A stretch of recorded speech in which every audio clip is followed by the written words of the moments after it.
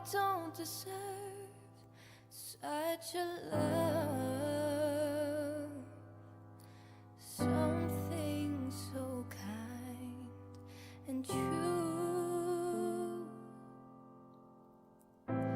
Why do you still call out my name when I have only hidden from you? They tell me what you did for me, but it's so hard for me to believe that you would go that far to reach out for me. And who would send their only son to die on a tree? And who would give?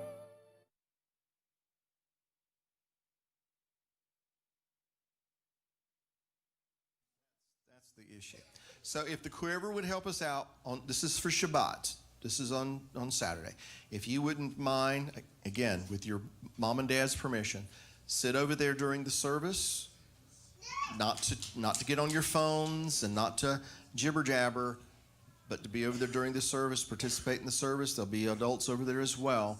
There may be some visitors over there.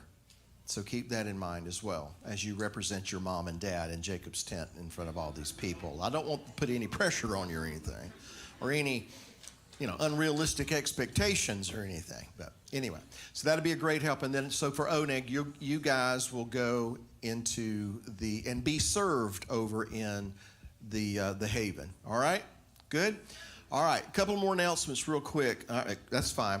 And welcome everybody who's joining us live. We're just having some announcements about what's coming up this weekend because we're getting ready for Brad Scott to be here with us for Shavuot. And in fact, they get into town tomorrow. So we're just trying to do some things to take care of how we're going to handle everybody coming in.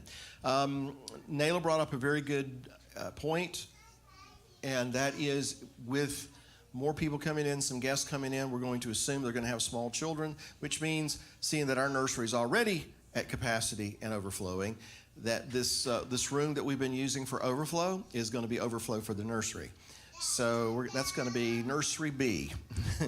So we'll have that situated for moms to go in. I know we have some nursing moms that can go in there. And if the first nursery gets too crowded, then we're going to have that open for you to do that as well. So, and I'm thinking Shabbat's probably going to be the biggest test for us this weekend, but we'll see. All right, what else was there that we needed to share? Was that it?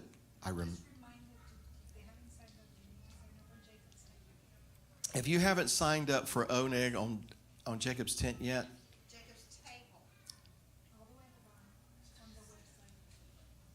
I thought you took that down.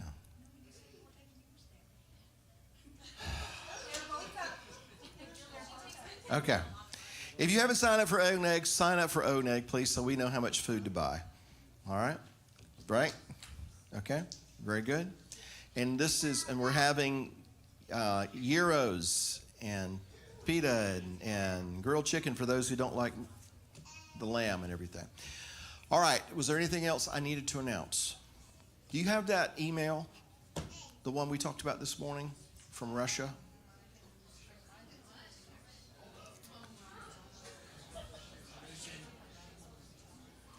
I want Beth to find an email that came in from Russia, and then after we do that, we'll have the blessing after the meal, and we'll let the quiver go. But I just thought it was, I thought everybody in our congregation, both here and those of you who are joining us on the live stream, would be blessed by this.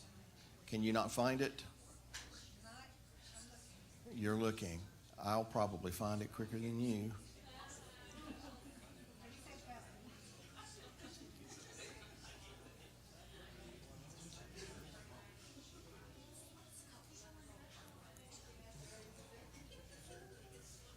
Not yet. Okay, I got it. Yeah. Hey, I wanted to read this to everyone, and if this brother is watching, we bless you. But this is to everybody in the congregation, all of you who are joining us online. It says, Shalom, dear congregation in the Lord. My name is Nikolai, and I'm from St. Petersburg, Russia. I love Brad Scott's teaching, and today went to his website to check on his latest news, found out that he's going to teach at your place next weekend. Just writing to let you know that Brad's website led me to your YouTube channel, and now you have a friend in Russia. Thank you for your services online. Yeah. He goes on, he says, I was so blessed to watch your May 2nd, 2020 service when you just got freed from the lockdown. It was a great blessing and encouragement to watch you assemble, worship, shout, praise, and speak the word of God. Thank you for sharing that. We're about 3 to 4 weeks behind here as far as lockdown goes, and we still can't officially meet in person. Hopefully we'll be able to gather again in June. So it was a great blessing to watch you reunite and see how it's going to be here in Russia. We've subscribed to your YouTube channel, and we'll surely watch your services next weekend. God bless you, and thanks again for sharing the joy of the Lord online. Nikolai in St. Petersburg, Russia. I just thought that was extra cool. So, all right. Arwen, where are you? Come on up here, brother.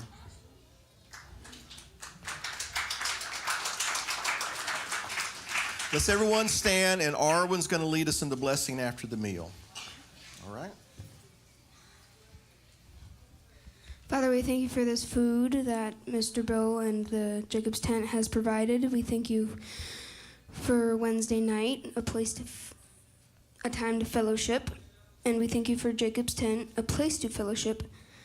And we thank you for all your great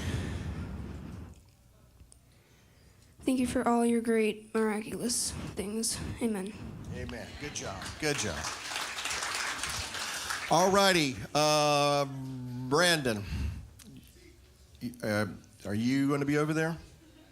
Okay. Is Abby in here? So, Abby, you lead them over, okay? Quiver, you follow Abby over. All right? And Brandon will be over there in just a little bit. Bum-ba-dee-da, bum-ba-dee-da, bum-ba-dee-da, bum-ba. Happy trails to you until we meet again. Happy trails to you.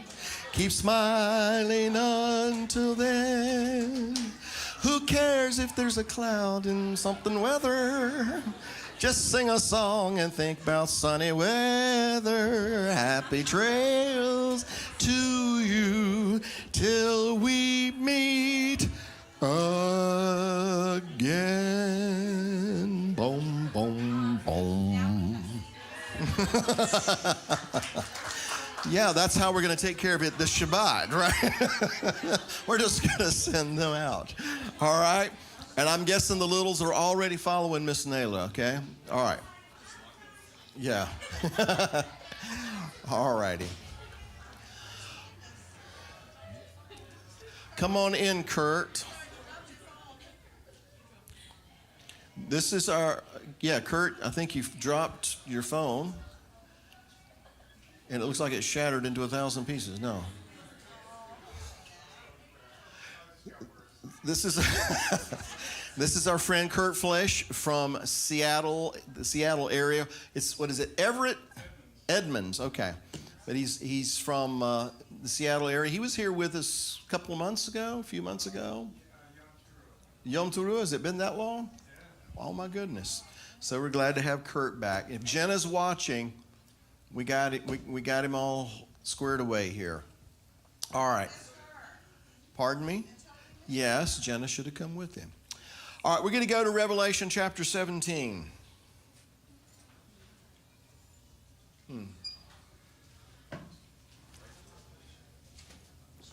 If you joined us last week,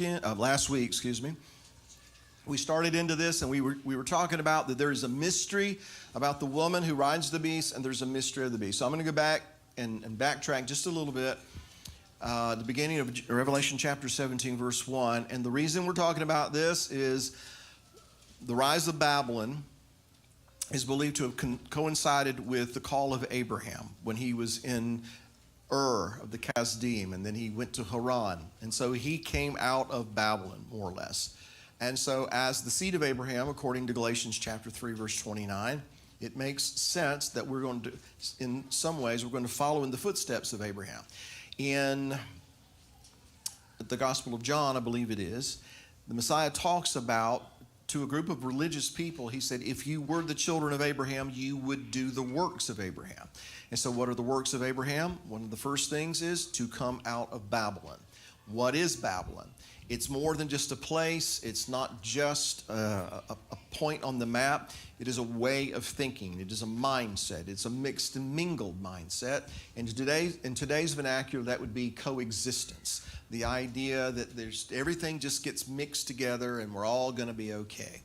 So that is why we're talking about this. Because if we're living in the last days, and we believe that we are, then the things that happened in the beginning are going to, because that's a pattern, these things are going to repeat today. And they're happening today, they're going to happen tomorrow. So that's why we're looking into all of this and connecting Babylon to the story of Abraham.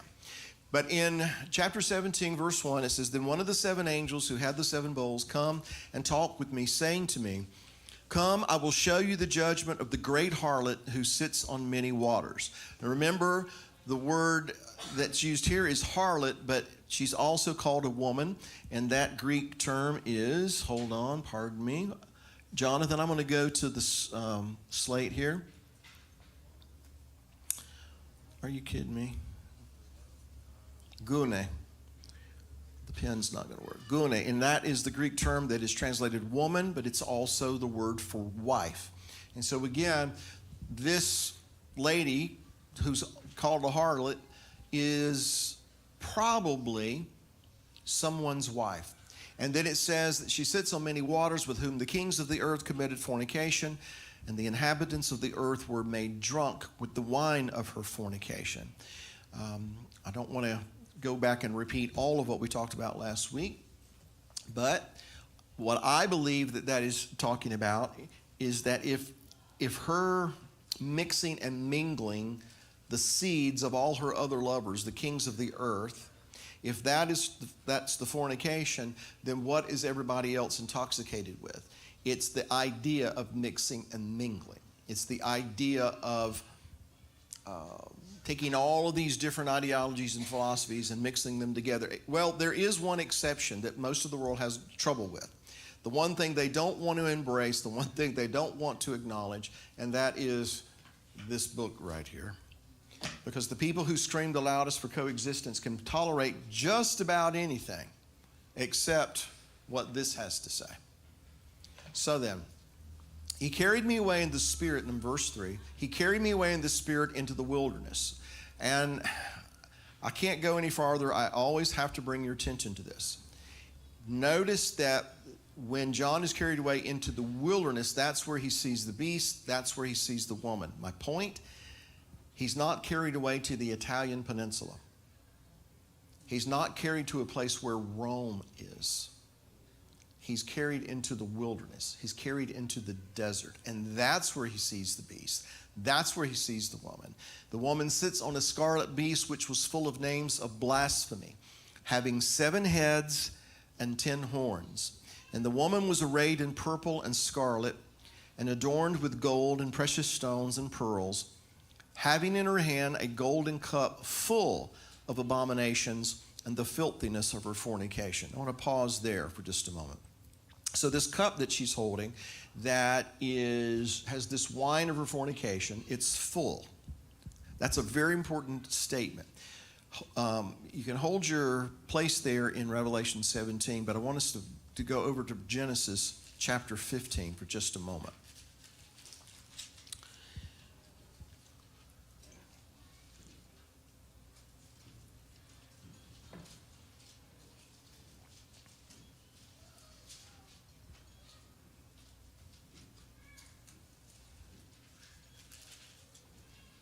Okay. In Genesis chapter 15, Abram is told in verse 1 by the Creator, I am your shield, your exceeding great reward. And Abram is concerned about the fact that this promise has been made to him that he's going to be the father of many nations, and yet he doesn't have a child. He's afraid that the heir is going to be his servant Eliezer. And he says, I don't have any children. But that's when the Creator says somebody who's coming from you is going to be your heir. And then it goes on down and he gives him the promise of the land. And in verse 8, he says, how shall I know that I will inherit it? And so he tells him to bring different components of what would be sacrifices where the Creator is going to make a covenant with Abram. But working our way on down in verse 14, he says, verse 13, know certainly that your descendants will be strangers in a land that is not theirs, and will serve them, and they will afflict them 400 years. And also the nation whom they serve I will judge. Afterward they shall come out with great possessions. He's talking about when they came out of Egypt. Now, as for you, you shall go to your fathers in peace. You shall be buried at a good old age. But in the fourth generation, they, your descendants, shall return here. And this is what we wanted to emphasize.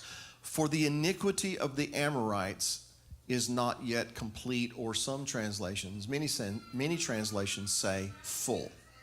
Does anybody have that translation by chance? Okay.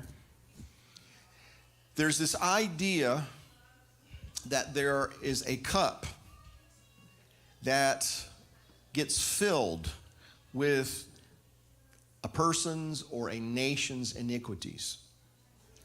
And when that cup is full, their time is up. What are we saying to Abram here is the cup of the Amorites, or the iniquity of the Amorites, isn't full yet. It isn't complete yet. In fact, it's going to be 400 years before Joshua and the children of Israel come in and they conquer the land. So compare that to what he says over here in Revelation chapter 17. The woman, her cup is full. And so my point is, when that cup gets full, then things begin to happen. There's retribution, there's consequence, because that cup is spilling over and it's intoxicating the inhabitants of the earth. And then it goes on in verse 5, it says, and on her forehead a name was written, Mystery, Babylon the Great, the mother of harlots and of the abominations of the earth. Again, backtracking. We talked about last week how in most translations, after the word mystery is a punctuation mark, a comma. Why is it there? I don't know. Somebody who has a little bit more scholarly insight can enlighten me. But there is, in almost every translation that I've looked at, this punctuation mark. And so my point is, we have often read this as Mystery Babylon the Great. And every prophecy conference that I was ever in attendance, somebody was always going to give their version of who Mystery Babylon was. But it's not about the form, it's about the function. So maybe the mystery isn't about who it is, it's about what does it do. What does Babylon do in the earth? It is the mother of harlots and of the abominations of the earth. And then in verse 6, I saw the woman drunk with the blood of the saints and with the blood of the martyrs of Yeshua. And when I saw her, I marveled with great amazement. But the angel said to me, why did you marvel? I will tell you the mystery of the woman and of the beast that carries her, which has the 7 heads and the 10 horns. And so last week we talked about that there is a mystery regarding the woman and there is a mystery regarding the beast. They are not the same thing. They might work together, they collaborate perhaps, but they aren't the same. And so in verse 8, it starts talking about the beast. And what is going on there? All right. The beast that you saw was, which means it was in times past. It used to be. And is not. So in John's day, the beast was not. And then it says, and will ascend out of the bottomless pit and go to perdition. Let's pause right there. Back up to chapter 9.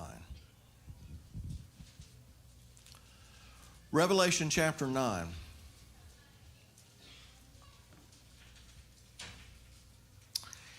It opens by talking about a star that falls from heaven. And this angel is given a key, or given the key to the bottomless pit, the abyss. And he opened the bottomless pit, and smoke arose like the pit of a furnace. And then the sun and the air were darkened because of the smoke of the pit. And then out come these locusts upon the earth, and it describes the locusts, and we're not going to get into that right now. But let's go down to verse 11. Revelation 9:1. And they had as king over them the angel of the bottomless pit, whose name in Hebrew is Abaddon. But in Greek, he has the name Apollyon. So I'm going to go to the screen again, Jonathan.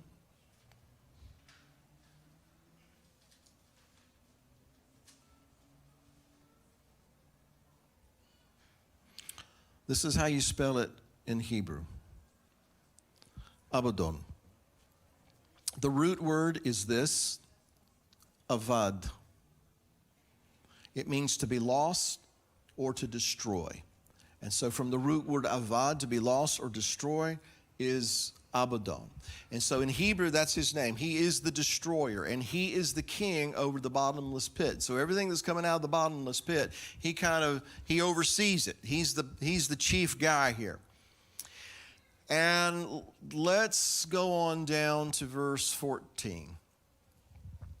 And then saying to the sixth angel who has the trumpet, release the four angels who were bound at the great river Tiber. No, wait a minute. What does that say? Euphrates. Does anybody know where the Tiber is? It's Rome. But where were these four released from? The Euphrates. How would you describe the region, Robert, since you've been there? Overall, what's the region like? Very arid, very dry. Wilderness? I mean, compared to some places, would that be fair? Okay, all right. So here's what I'm getting at. Now, we're bouncing back and forth, I realize, but the beast is going to arise from what? In Revelation 17, what does it arise from? The bottomless pit. What's open in Revelation chapter 9? The bottomless pit. All right. And then in verse 14, there are four angels who are bound at the great river Euphrates. And these are released from the great river Euphrates. So here's what I want you to consider. When we started in Revelation 9, what was the context? An angel has the key to the what? The bottomless pit. Stuff starts coming up out of the bottomless pit. The smoke, the locusts, and then the king, this principality comes out. His name is Abaddon. And then 3 verses later, there are 4 other angels, and I'm going to use the word principality if you don't mind, are released from the great river Euphrates. What I'm getting at is the pit, the opening to the pit, is most likely in the area of the Euphrates River. I don't know if you can verify this or not, Robert, but all you have to do is go online and you'll see that this is true. Anybody. If you go to a map of Iraq and find the Tigris River and you find the Euphrates River, and they run southeast from up in Syria and Turkey, running somewhat on a parallel path. But then about 100 or so miles from the Persian Gulf, they converge into one waterway that's called the Shavuot al-Arab. And then that waterway empties into the Persian Gulf. And where it empties into the Persian Gulf, there is a tiny oil refinery island that actually belongs not to Iraq, but Iran. And the name of that island is Abaddon. Now, that's either a cosmic coincidence or maybe some fingerprints have been left on this region to kind of help us understand where the Bible is talking about. All right, so here's my argument.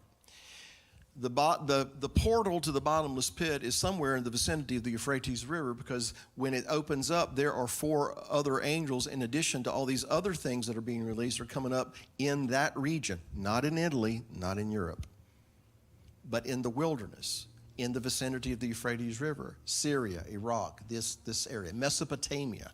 In other words, where everything started. Because if you want to understand the end, you have to first understand the beginning. And you go to the beginning, do you find a lot about Rome? No, you don't. Can you find a lot about Babylon? Yes, you can. All right, so everybody with me so far? All right, so that was important to bring out because what is being released in Revelation 17? The beast that you saw, that was, is not, but is going to ascend out of the bottomless pit and go to perdition. And those who dwell on the earth will marvel, whose names are not written in the book of life from the foundation of the world, when they see the beast that was and is not and yet is. So if it wasn't complicated enough, he just put another little twist on there. Now let's go back and read something again. Who is going to marvel? Those whose names are not written in the book of life. So what does that insinuate?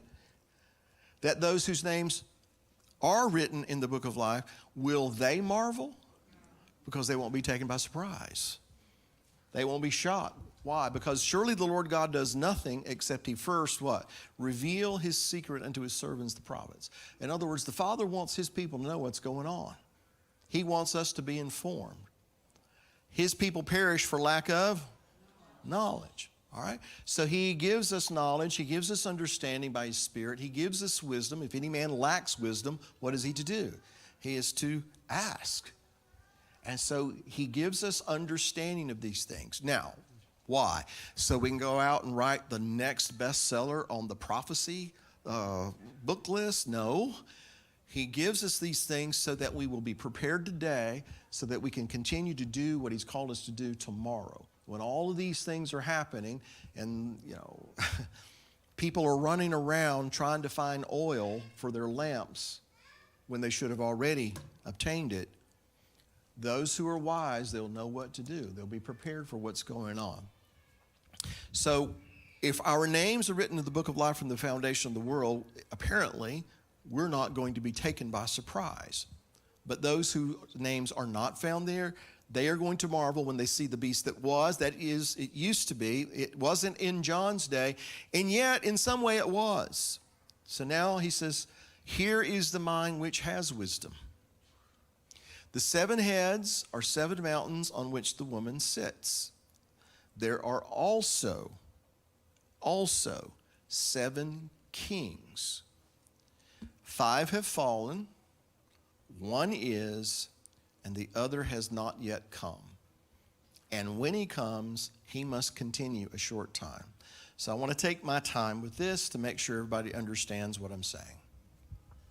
So let's lay aside for just a moment the fact that the 7 heads represent 7 mountains. Let's look at the fact that the 7 heads are also 7 kings. So I'll just tell you that I do not believe that this is talking about earthly kings, most likely. This is talking about principalities. You remember the story in the book of Daniel when he had this vision and he didn't understand what it meant, and so he began to seek the Lord for wisdom and what this was all about, and he ended up praying and fasting for 21 days. And at the end of 21 days, the angel finally appeared to him and said, look, God heard you the first day you prayed, but I've been held up by the prince of Persia. And I've got to hurry up and tell you what's going on because the prince of Grisha is on the way. Now, was he talking about there was an earthly king held up this angelic being? Or was it a principality? All right. Does everybody understand what I'm saying? So I'm going to suggest very strongly that these 7 kings that are being referred to here aren't necessarily 7 earthly kings, but are principalities. And here, the next part of this explains, I believe, why we should look at it that way. 5 of them had fallen in John's day. Remember, the 7 heads are 7 kings. 5 had fallen. In John's day, 1 is, and the other has not yet come in the future. And when he comes, he must continue a short space. All right, let me just see if I can make this a little easier. What's the first nation that comes to mind from Scripture and from history that had any kind of significant influence over Israel? Thank you very much. Egypt. Because they were basically held captive there, right? They were lorded over by Egypt. They were held in bondage. The Creator had to free them and liberate them from their bondage. Very good. Can you think of another nation in biblical history that was a nemesis for Israel, was a problem for Israel? Babylon, okay. Oh, Bill, duh. Another one? Persia, we're going to put them down here because they came after Babylon. Can you think of another one? Greece, okay. I thought I heard Syria, or Assyria, if you will. How many is that? 5. Rome would be number 6, who was in power when John was receiving this information? Rome. So let's read it again. 5 have fallen.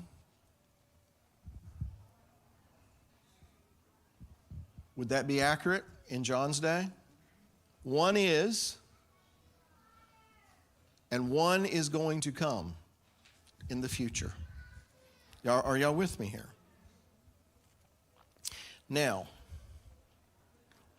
let's go on and read this. It says, now, when he comes, he must continue a short time. And the beast that was, because in John's day, the beast, whatever, the main thing about the beast, it used to be. So that means one of these 5 is probably a good candidate for who and what the beast is. The beast that was and is not, if it's not in John's day, that means can't be that one. The beast that was and is not is himself also the 8th, and is of the 7, and is going to perdition. So, again, trying to simplify this, because this is one of the hardest chapters to understand. This and some of the chapters in Daniel. But I'm trying to simplify this. He's just basically saying that the people who are in control right now, they're not the beast. They're part of the beast. They're one of those heads on the beast, but they're not the essence of the beast. The essence of the beast is of those 5 that have fallen. One of them is coming back, is what he's saying. And when he comes back, he's actually an 8th king, but he's of those 7, whoever that other one is going to rise. And we'll just put a question mark for who that number 7 is. I've got an opinion, but I'll...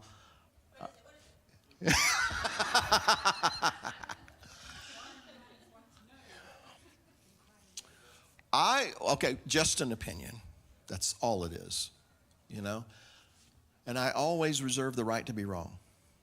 But what have so many politicians been trying to form for a long, long time now? A new world order, right?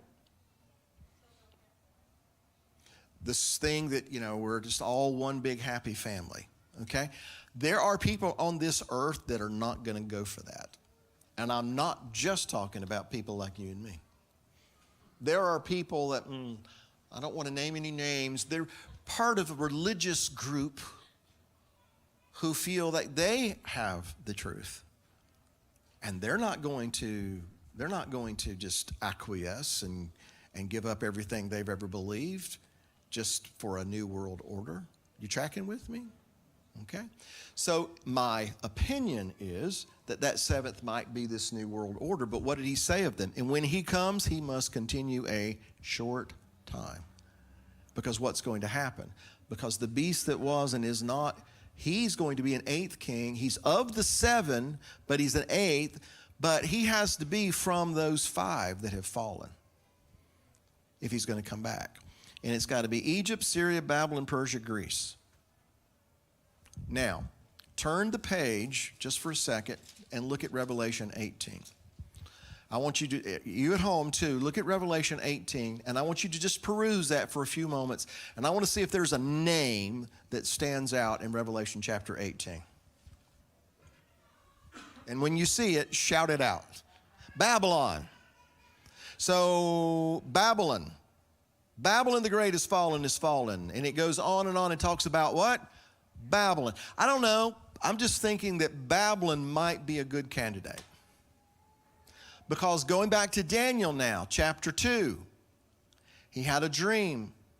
And it was an image of a man that was awesome and marvelous in appearance. Had a head of gold, chest and arms of silver, belly and thighs of brass, 2 iron legs, 2 feet iron mingled with clay, 10 toes, which are 10 kings. Who was the head? Babylon. And so if the head of the body, that is the Messiah, tells the legs and the arms what to do, is it not also logical to presume that on this other body, that is the antithesis of the body of Messiah, that it's also the head that tells everybody else what to do? Because what is written on the woman's forehead? Mystery. Babylon the Great, the mother of harlots, the abominate, and all the abominations of the earth. So I am arguing that the beast that was in John's day is not, and yet it's going to come out of the bottomless pit and go to perdition, is identified as Babylon. Because Babylon is where everything starts from. It is the mother of abominations. It is the mother of harlotry. It is all of these things that the Creator stands against. And so, again, if Babylon is more than just a point on a map, yes, there is a geographical location. There is a place on the earth called Babylon. But the kingdom that is Babylon, the principality that is over that, is not limited to a geographical location, because it is something that permeates the entire earth, because we just read that the inhabitants of the earth have been made drunk with the wine of her fornication. So, going back to Revelation 9 for just a moment, how many angels came out of that pit? 5. Remember the king, the head? What was his name? Abaddon. All right? You will find that Nebuchadnezzar is also regarded as being the destroyer. And he was the king of Babylon. So there were 5. The king, the head of them, and then these 4 others. And so what the beast is going to embody is attributes of all these kingdoms, including the one that we crossed off, Rome. It's going to embody attributes from all of these kingdoms, but what is the essence of it? It's Babylon. And again, if there are any doubts, just read Revelation chapter 18. It's about Babylon. All right, so let's read a little bit more. Verse 12, the 10 horns which you saw are 10 kings who have received no kingdom as yet, but they receive authority for 1 hour as kings with the beast. Now, this is one of those places that I think prophecies can have dual meanings. I believe that there will be a personification of these principalities. There was a principality over Persia, and there was a king of Persia. There was a man who ruled. But that principality fell, so did the man. When the king of Grisha, the prince of Grisha came, that principality, there was a king who actually ruled. His name was Alexander the Great. And when he fell, his kingdom divided up into 4 different sections. And then there was another power that came to earth. And I believe there was a principality over that power as well. So it is also, here I believe, is talking about 10 earthly kings. And it says they have received no kingdom as yet, but they receive authority for 1 hour as kings with the beast. And they are of one mind, and they will give their power and authority to the beast. Now, this is something that's always struck me, and not in such a good way, in verse 13. These kings who are going to give their power and authority to the beast are all of one mind. Now, why do I find that striking? What did you say?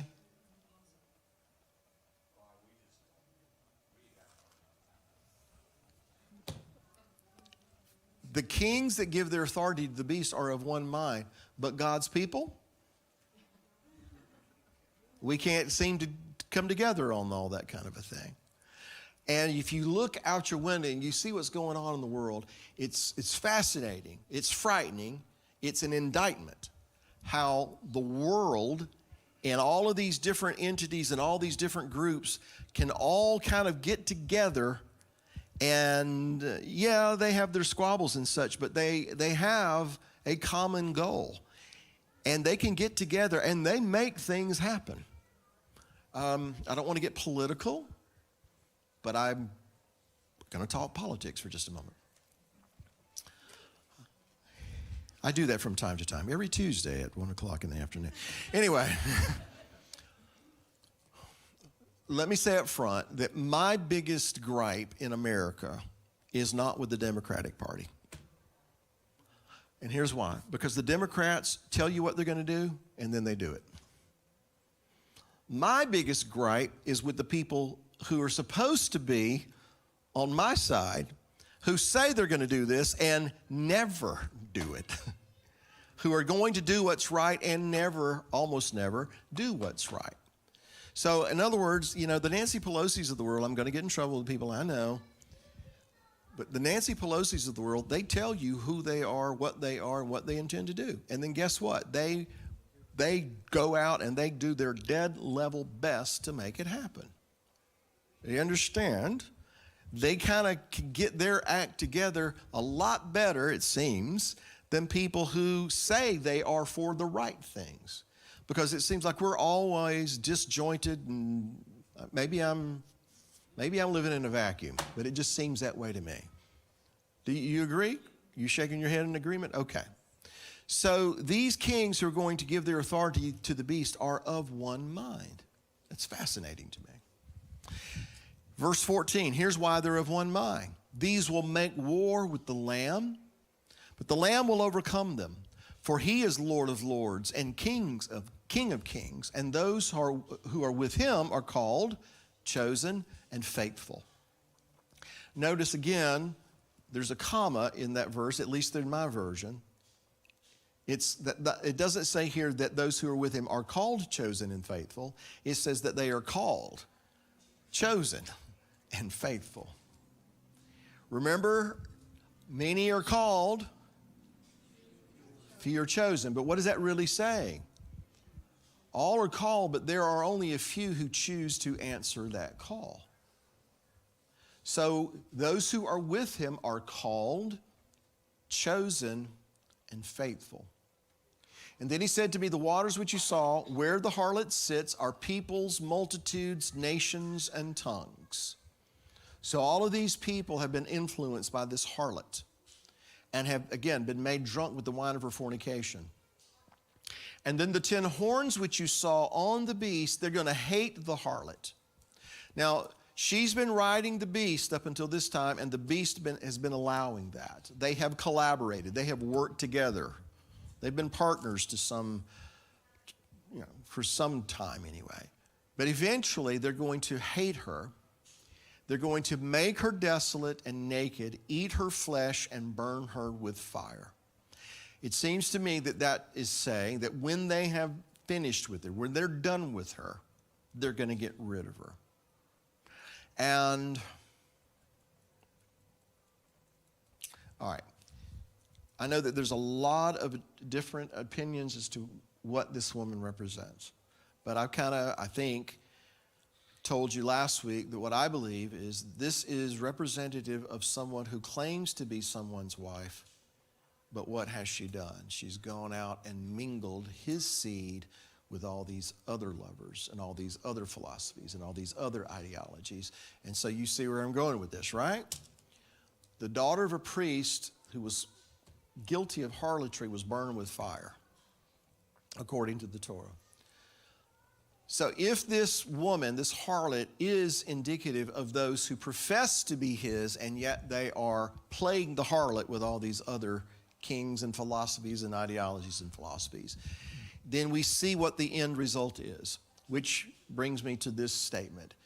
We cannot think as his people that we can coexist with the world and its systems and get in bed with them and not get burned and not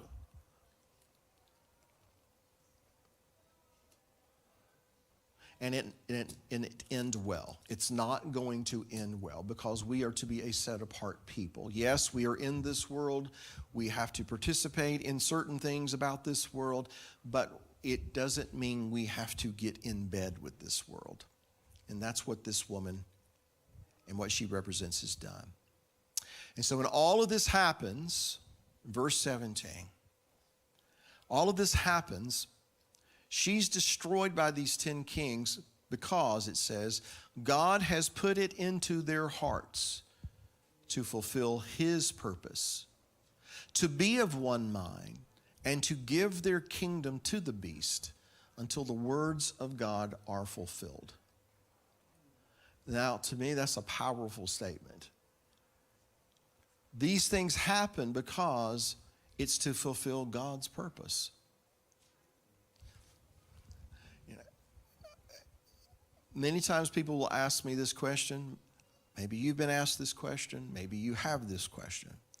But in Isaiah, it talks about how he creates he creates darkness and he forms the light. And then he goes on to talk about he's responsible for evil in that he created it. And you try to reconcile that. I think it's in Isaiah 45. That's what I'm thinking of. And how do you reconcile that? And frankly, I don't know. But this is telling me that it is to fulfill God's purpose that this beast comes to power. It fulfills God's purpose for this woman to be destroyed by fire. It fulfills God's purpose for these kings to give their authority to the beast. There are things that happen in this world that we do not understand, things that we cannot explain, things that are a puzzlement to me. But this verse tells me that in spite of my lack of understanding, it doesn't mean that he isn't in control. Just because I don't understand it doesn't mean that it can't be understood. The problem's not on his end. The problem's on this end. And almost always what we find in the Bible is after people have come through things, they look back and then they go, oh, that's why. Now I get it. Now I see. Joseph, what you intended for evil, God intended for good. So in the future, there's no doubt in my mind that we will encounter things, that we will witness things, we will observe things, and we don't understand why God allows it to happen, why it's happening, where we fit into all this. But we must hold on to the fact that he's already told us that all these things that are happening at the very end are happening to fulfill his purpose. So I'll leave you with this for tonight. We'll open it up for questions and observations and what have you. But the question that remains unanswered is, are we going to fulfill our purpose? Are we going to do what we were placed here to do? Because we have some say in that. And we don't need to be those who feel that it's okay to get in bed with the kings of the earth, commit fornication with them, and to participate in that which is going to be destroyed. There is a way that seems right unto man, but the end thereof are the ways of death. And you know, we often, when we hear that verse, we often deflect off of us and onto everybody else.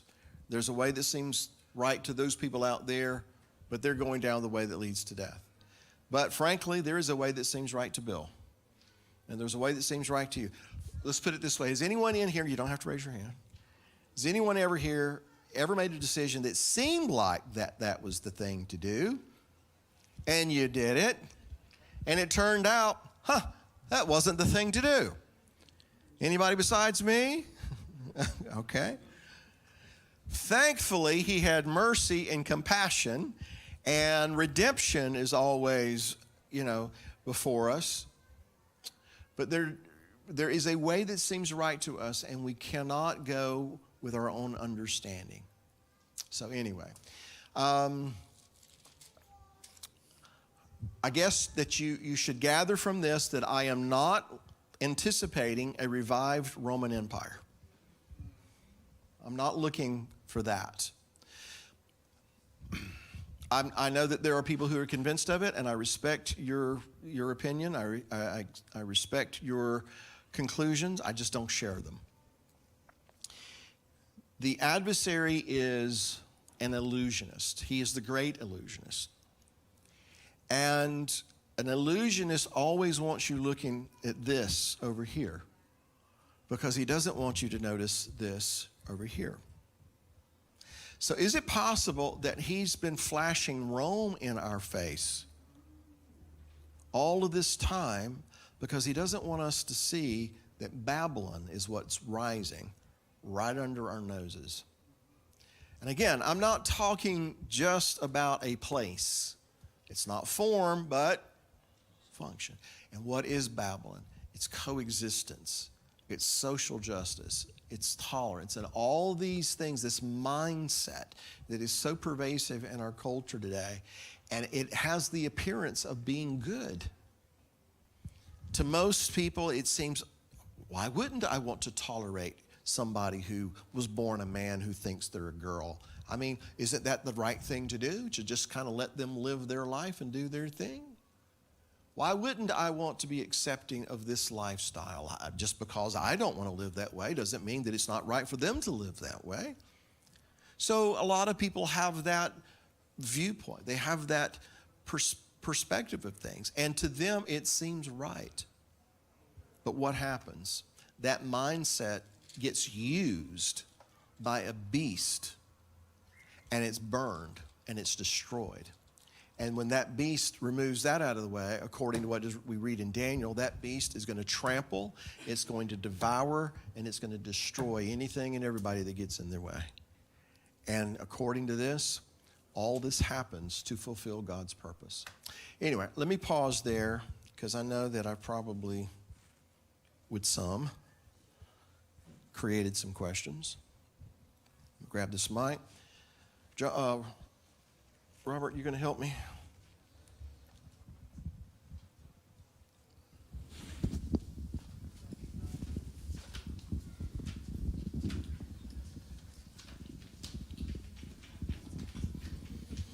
And remind me, I want to share something with you at the end before we close regarding this weekend and Shavuot and some questions that have come up because of that.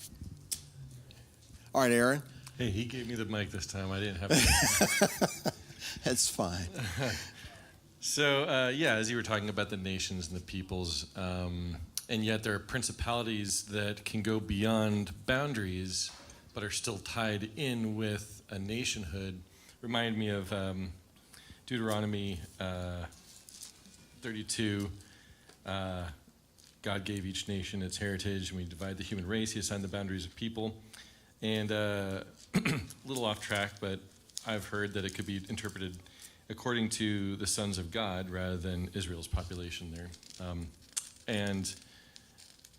But Adonai share his own people, Yaakov, his allotted heritage. So basically, that's basically God adopting Israel as his chosen people, as his nation. But then there are other nations with their own heritages. And I kind of go along with the study. I did a study on whether it was sons of God but according to Israel's population there in 32, 8? But anyway, it raises a subject. In my former congregation, there was just some really good study on the different nations and the principalities that are in control of different nations and so on.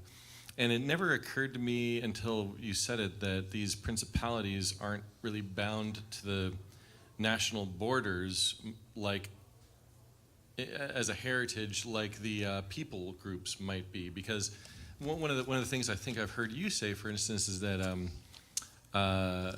there are boundaries. You know, there are boundaries. There's immigration laws for a reason, because they're boundaries to nations and they need to be their geographic boundaries. God has a geographic boundary for Israel.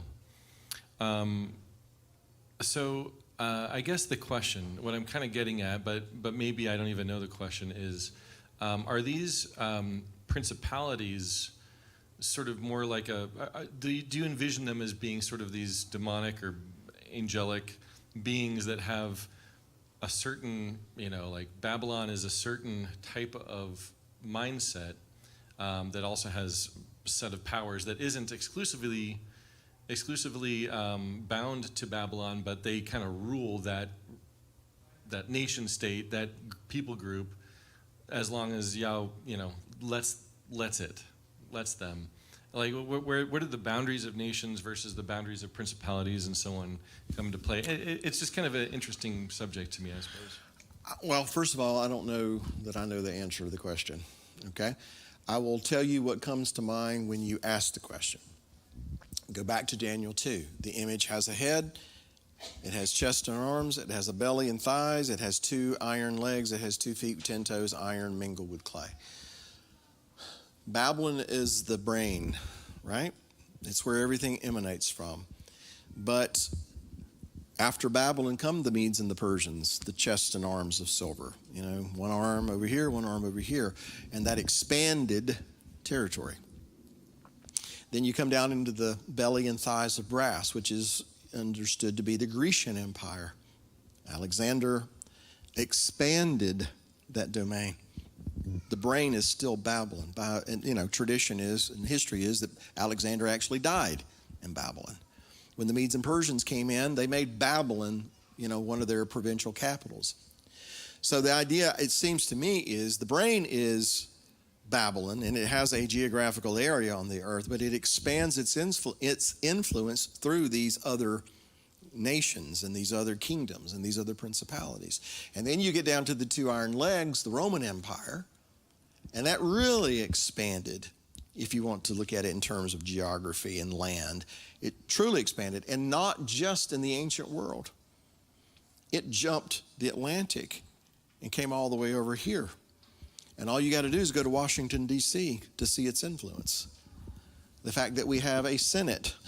The founding fathers, for all their intelligence and wisdom, they were fascinated with Greco-Roman culture, not just Greco-Roman culture. They were fascinated with the Egyptian culture as well. In fact, that big obelisk that's in the center of the Washington Mall doesn't necessarily come from Babylonian influence, although it could. It looks Egyptian to me, So what I'm trying to say is the brain is Babylon. But through all of these other nations and principalities, it has expanded its influence. The Roman Empire, if it was the 2 legs of iron, then it took that influence literally all over the globe. And if not the entirety of the globe, because it was prevalent in our culture, what have we done? What has America done? It's totally, it's spread that even more so all over the world. Okay, but again, going back, where's the brain?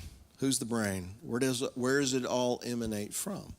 So I don't know, if there's some spiritual boundary in this world that you and I can't see, that the Prince of Persia, you can't go past this line. I don't know, But the influence of these principalities certainly can go beyond those borders through these other kingdoms, through these other nations, through these other governments, and through people, through the influence that people have in the world. I don't know that that's the answer to your question, but that's what come to mind when you were asking the question. So we can add this to the list of things we can ask the Messiah when we get into the kingdom, right? Who is next? Yes. So in Revelation 17:4, it indicates the woman holding in her hand a golden cup filled with the abominations and filthiness of her whoring. And then I show that that's a reference to Jeremiah 51:7. Right.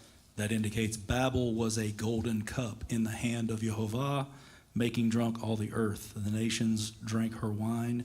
That is why the nations went mad. It's kind of interesting that in Revelation it talks about the golden cup being in her hand. Yeah. But in Jeremiah indicates that Babel is the golden cup in the hand of Jehovah. Well, then tie that to all these things happen to fulfill his purpose. You know, I mean, the adversary fulfills God's purpose. Perhaps he participates unwittingly, but he fulfills God's purpose. So Babylon, that cup, is in her hand, Revelation 17, good point, but it's also considered to be Babylon, because that's what that fornication and that wine's all about. It's about the Babylonian influence spilling out. And what did it say in Jeremiah that drove the people mad? Yeah. Well, I think that's appropriate way to put it. Yeah. But you're just making my case even more. So, all right. Who was next? Anyone? Are there any questions online, Jonathan, that you can bring up that are pertinent? Or do you see any, Robert?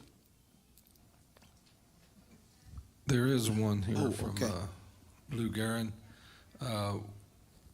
He's asking, where is the bride during all of this?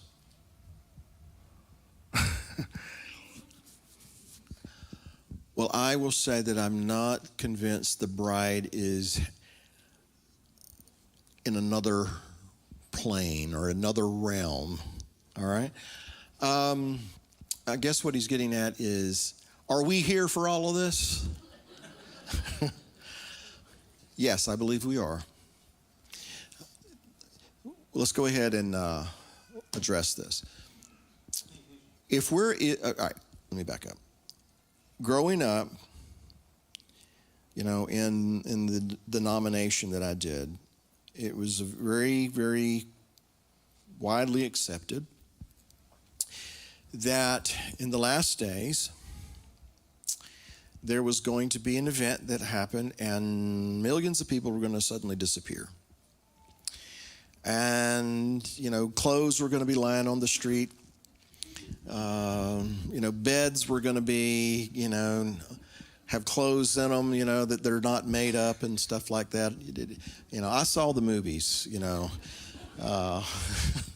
And then right after this event, there was going to be this person who was going to come to power. He was going to be a great man of peace. The whole world was going to love him. And he was going to form a one world government, and in collaboration with whoever the Pope was at that time, according to this theory, okay, he would form a one world government. Everybody would just be happy. In the midst of all of this, he's conspiring against Israel, because Israel is still here for all of this. Because we've already left, and Israel is still here for all of this. Because everything's about to turn their attention to Israel, because Israel's about to pay for all of the bad stuff that they've put up with. Because this is all about them at this point. And I'm not mocking. This is what I was told. And I see a lot of nodding heads in this room right now. All right. At some point in all of this great man of peace was going to get shot in the head. And he was going to die.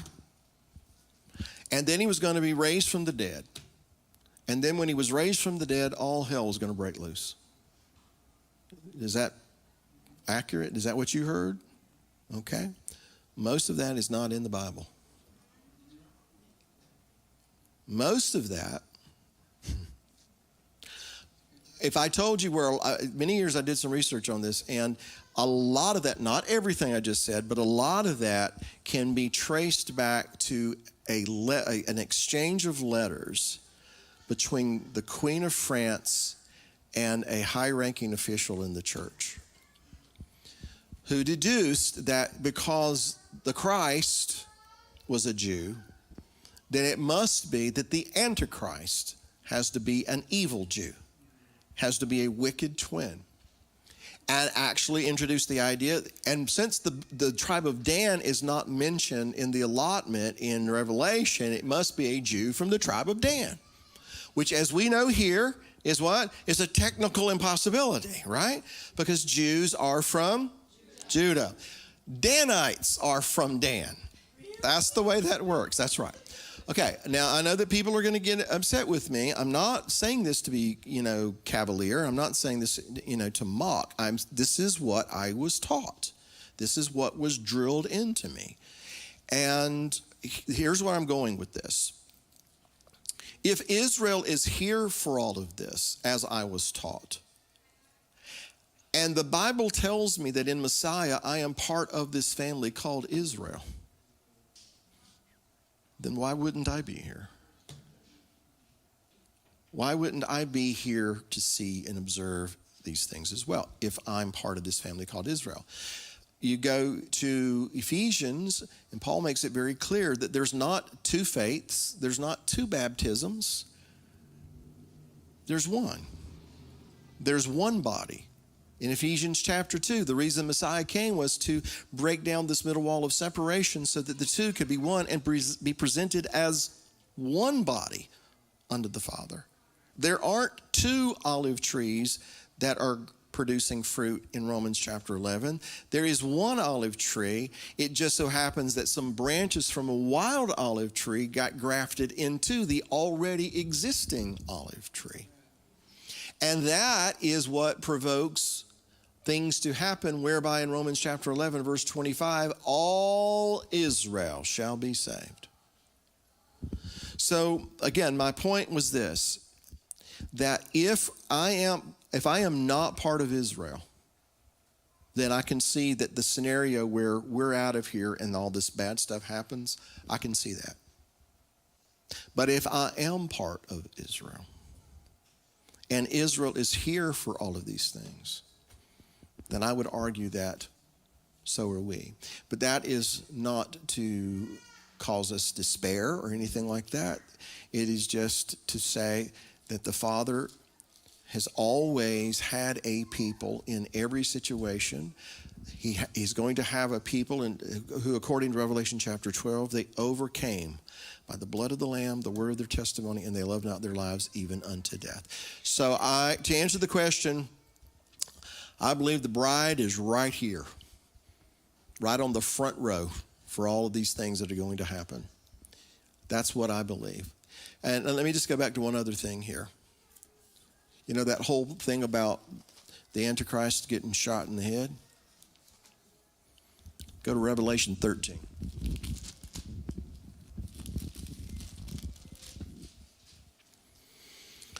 Verse 1, then I stood on the sand of the sea, and I saw a beast rising up out of the sea, having 7 heads and 10 horns, and on his horns 10 crowns, and on his head a blasphemous name. Now the beast which I saw was like a leopard, his feet were like the feet of a bear, his mouth like the mouth of a lion, and the dragon gave him his power, his throne, and great authority. And I saw one of his heads as if it had been mortally wounded, and its deadly wound was healed, and all the world marveled and followed the beast. So, how many heads does this beast have? 7. How many of the heads receives a mortal wound? How many kings do you know that have 7 heads? How many guys have you met in your life that have 7 heads? I didn't say personalities, I said heads. My point is, what are these heads represented again? Principalities, okay? Remember we just talked about this in Revelation 17. So what is this telling me? It's one of these principalities that receive what seemed to be a mortal wound.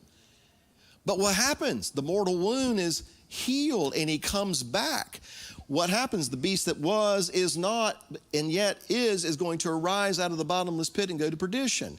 What is this talking about? It's not talking about a man getting shot in the head. I will concede, however, that if there is a man of peace that arises out of Rome and he has 7 heads, he's the dude. Was there somebody over here? Yeah, Nate, go ahead. Just some speculation on so that Yahweh can fulfill all that he had planned to do. We all must be tested. Amen. Even our Messiah was tested. And We are fortunate to be part of a time, if this is the time, that we would be going through that final testing, because it's usually the end of the race that tends to be the toughest on the mind and on the body. And also that we always talk about judgment at the end, there will be a judgment. And we always think about it's just going to be us and the world and people. I'd like to throw out there that it's not just us that's on trial, it's our Father, to prove who he was by a people who proved it for him, and then they shall all know that he is creator, he is God. I have, what you just said there at the end, connects in my mind to something that just kind of occurred to me a long time ago. I had often wondered, when the adversary rebelled, why didn't he just pinch his little head off? Why didn't he just, why did he let it go on? Here's what I think. Because when all is said and done, and you see the fruit and the result and the consequence and everything that wickedness and sin produces, then there is no way no one will be able to point a finger at the Creator and say, you were wrong. He will be proven to be true. Not that he has to prove himself, mind you, but I'm just kind of tagging on to what you said. It will be that he is proven to be true, and then you shall know that I am Yud-Heh-Vav-Heh. I agree with that. You know, excellent point. Yeah, Walt? Then you can conclude, when you say all Israel will be saved, that they will all be doing the Torah. They will all be Sabbath keepers. Would you assume that to be true? I don't have to assume that to be true. Let me read it for you.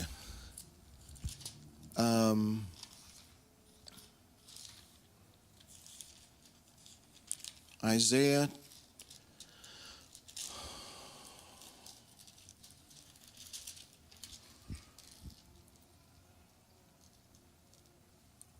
let's see, let me find it here. Isaiah chapter 2.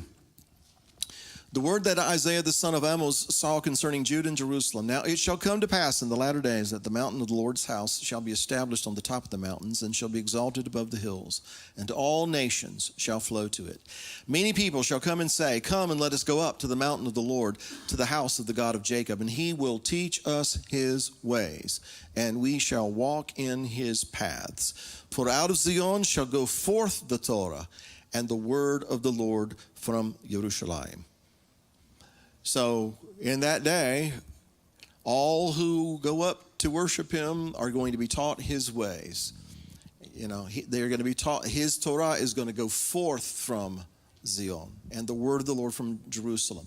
We read it every new moon, that from one Sabbath to another, from one new moon to another, all flesh shall come and worship me. So these...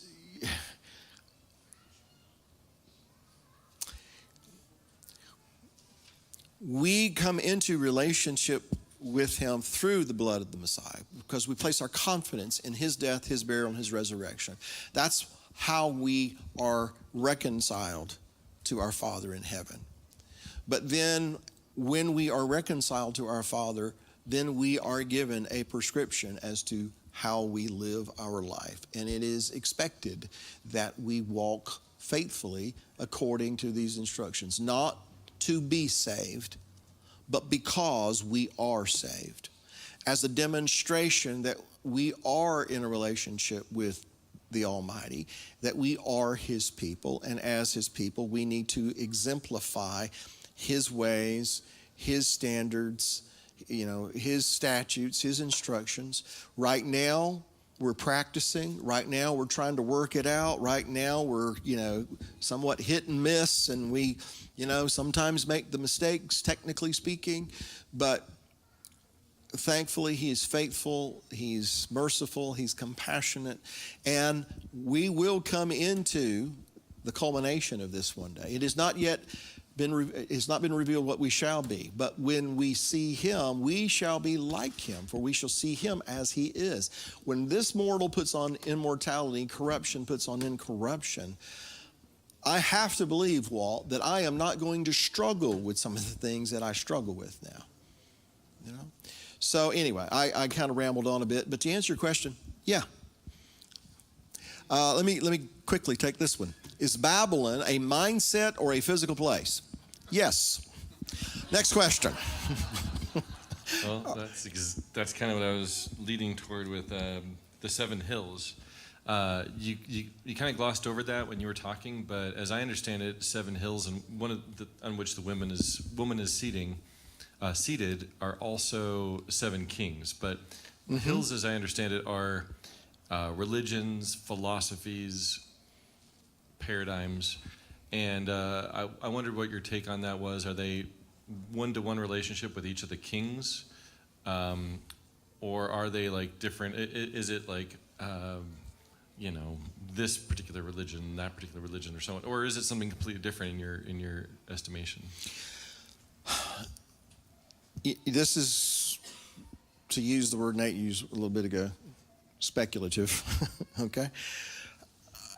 There's a lot of these things that are in the book of Revelation. Well, not just the book of Revelation. There's a lot of these things that are written in Scripture. We kind of think we might know, but I don't think we ever really know for sure on some of these things. So I always heard that the 7 hills were the 7 hills Rome was built on. Okay, that's what I heard. First thing. I think that we've shown that even though what Rome was and to some extent plays a role in all this, still the brain center is Babylon. All right. So, are the seven hills? Are they principalities? Are they kingdoms? I've even heard the argument that the 7 continents. In meaning that it's the entire world. Of course, then somebody come back and tell me, well, there are only 6 continents. But anyway, I don't know. I was thinking more symbolically, like our hills, much like the kings being a symbol of a principality. I think the hills are, as I heard it, the best symbol for hills throughout Scripture is that it's a false faith. Now that I don't know, but let me find this passage real quick in Daniel chapter 2, and it's dealing with the vision that Nebuchadnezzar had.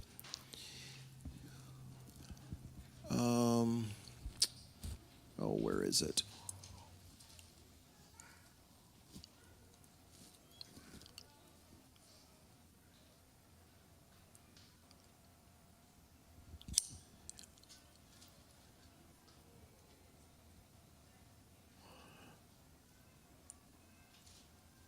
Well, in Daniel chapter 2, the stone that is cut from the mountain without hands, it breaks in pieces and consumes all the other kingdoms, and it stands forever. Inasmuch as you saw, I'm in verse 44 and 5. Inasmuch as you saw that the stone was cut out of the mountain without hands, and that it broke in pieces the iron, the bronze, the clay, the silver, and gold, the great God has made known what is going to come to pass. That stone, somewhere in Daniel chapter 2, you read where that stone becomes a great mountain that fills the earth.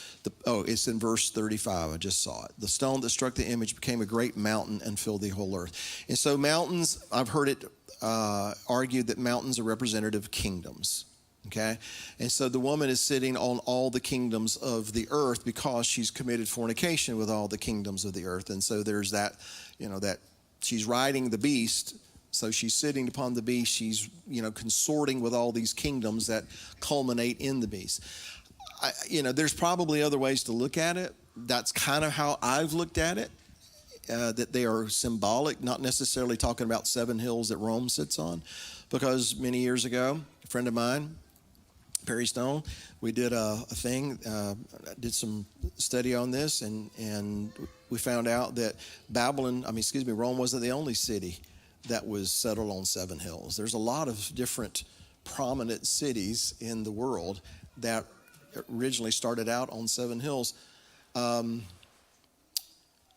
Babylon on the Hudson, there's that connection too. There's a lot of symbolism.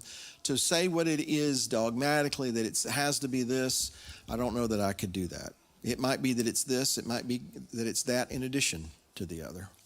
And I rambled all over the place. That's as clear as mud right now, isn't it? Yeah, well, when I don't know, I don't know. All right, we got time for one more. I'm going to see if I can answer this one real quick. Does the fact that the metal or metals in the image decrease in strength mean that the Babylon kingdom is weaker as well? And so I'm not sure that we could say that it weakens throughout. Now it starts out as gold, which I understand is a bit softer than silver. Silver is a bit softer than bronze, and bronze is a bit softer than iron. So iron's pretty strong. So they're not necessarily decreasing in strength until you get down to the feet, the iron mingled with clay. I would say that the Babylon that is in that final kingdom is compromised by the fact that it is mixed with clay, potter's clay. I think it even terms it that way.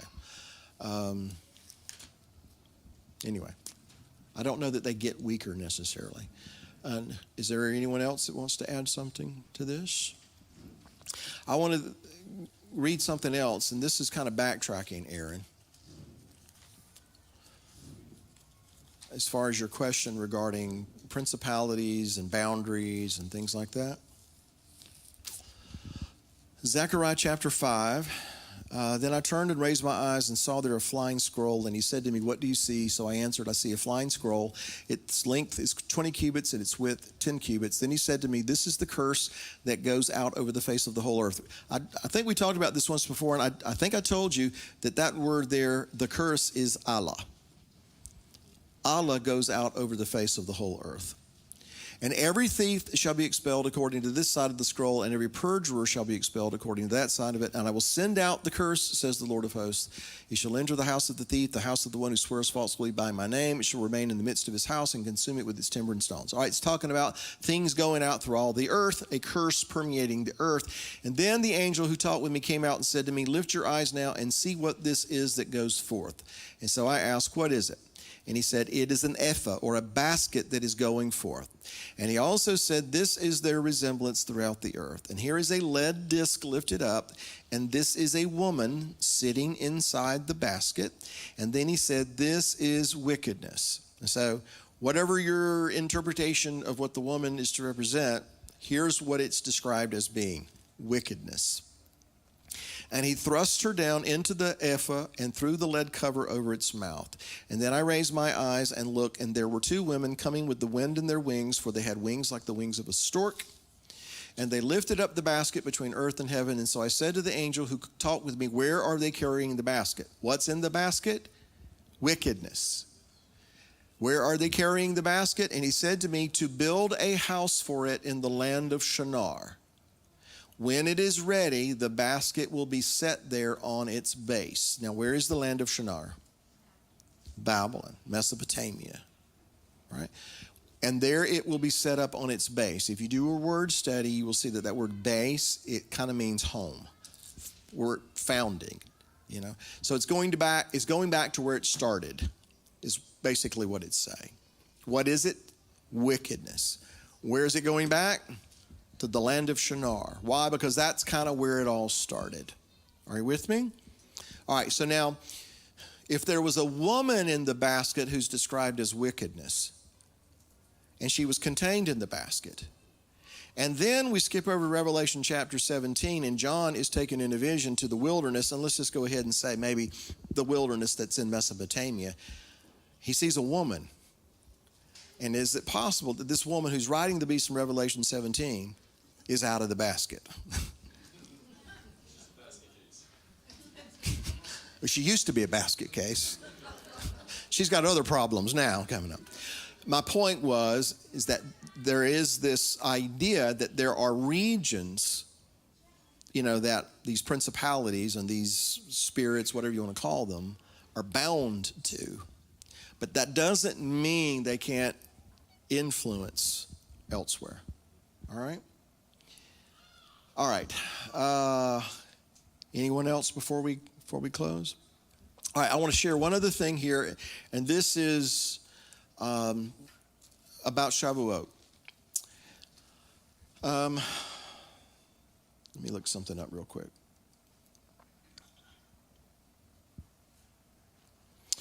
All right. Tonight is at dusk, according to the Hillel calendar. At dusk, it became the 5th day of the month Sivan, the 3rd month. Tomorrow at dusk, which will be Thursday night, as we're here. Tomorrow night is Thursday night. At dusk, we'll begin the 6th of Sivan. And according to the Hillel calendar, the 6th of Sivan is Shavuot, or the Feast of Weeks. We're going to be here on Friday night with Brad Scott. I have told everybody that for the sake of unity, I kind of stick with the Hillel calendar. Not that I believe it is infallible. I believe that there are problems with the calendar. It's just that I don't believe that there is any one person authorized to speak on behalf of all Israel, save the King of Israel. And right now, apparently, he hasn't chosen to speak in a clear way on this matter to set everything straight as far as the calendar. If he had, we wouldn't be disagreeing all the time about the different calendars. So for the sake of unity, I have chosen to follow the Hillel calendar. That being said, I do make a deviation from that, and it is in regards to Shavuot. Because, again, tomorrow evening we'll begin the 6th day of Sivan, and according to the Hillel calendar, that is Shavuot. Why do I make this deviation? I'm not going to do a big teaching on this tonight. I just want to go ahead and address this because we've had some questions about this, and I want everyone to hear kind of where I'm at with this. When the Creator wants us to know when to observe Pesach, what does he say? On the 14th day of the first month, between the evenings, et cetera, et cetera, et cetera. When he wants us to know when to start eating unleavened bread, what does he tell us? On the 15th day of the first month, and for 7 days, what do? You eat unleavened bread. When he wants us to blow trumpets at Yom Teruah, what does he say? On the first day of the 7th month, it's the Holy Convocation, the sounding of trumpets. When he wants us to know when Yom Kippur is, what does he say? On the 10th day of the 7th month is the Day of Atonement. When he wants us to keep Sukkot, what does he say? On the 15th day, and for 7 days, is the Feast of Tabernacles. Why doesn't he say on the 6th day of the 3rd month is Shavuot? Bill's very strong opinion is that if we start counting on the first day after the high Sabbath, that is the first day of unleavened bread, if we start counting on that day, then the 6th day of the 3rd month is always going to be Shavuot. And it seems to me that if he wanted it to be forever and for all time, the 6th day of the 3rd month, he would have said, and on the 6th day of the 3rd month is the Feast of Shavuot. But he didn't. So I am very strongly of the opinion that the first day that we start counting Sabbaths in regard to calculating Shavuot is the first day of the week after the weekly Sabbath, which comes after the Passover. And I know that there are people who strongly disagree with that. That's fine. And I want everyone to know that I feel like you should follow your conviction and your conscience on this matter. But this is the one exception that I make in regards to the Hillel calendar. And again, I want to make this clear. I don't think the Hillel calendar is infallible. It's just what we have. And I do try to pursue unity, not at any cost, but where we can. But this is the one exception I'm going to make. So personally, as a family, we've always observed it this way. Has nothing to do with my church background. As a matter of fact, I grew up as a Pentecostal, and Pentecostals didn't even know what Pentecost was, by and large. What about you? Did you? Okay, we knew what Acts chapter 2 was, but we didn't know what Shavuot was and all those kinds of things. So, the fact that we are going to observe Shavuot on the first day of the week has nothing to do with the fact that I grew up Pentecostal, because the only thing I thought Pentecostal meant was we speak in tongues. That's what we were taught, okay? Nobody taught me about the giving of the Torah in relation to Pentecost when I was growing up in the Pentecostal church. And by the way, all the Pentecostals, I'm not condemning or castigating or berating. I'm just telling you this was my experience. So back to the point. So as a congregation, we are going to observe Shavuot on the first day of the week, which this weekend, but we are going to be here starting on Friday night. So we're going to be here Friday evening. For Erev Shabbat, we're going to be here all day on Shabbat, and we're going to be here on the morning of the first day. And we are going to observe Shavuot. If you differ in that approach, then by all means, I want everyone to, again, follow your conscience in this matter. It should not, I don't believe, is supposed to be an issue that divides us. We can all, within certain parameters, follow our convictions and our conscience on these matters and still come together as one. And so for all of our brothers and sisters that are going to be here with us Friday night and observing Shavuot that day, we're going to celebrate with you. And when we come back on Shabbat, we're going to celebrate. And when we get here on Sunday morning, you know what we're going to do?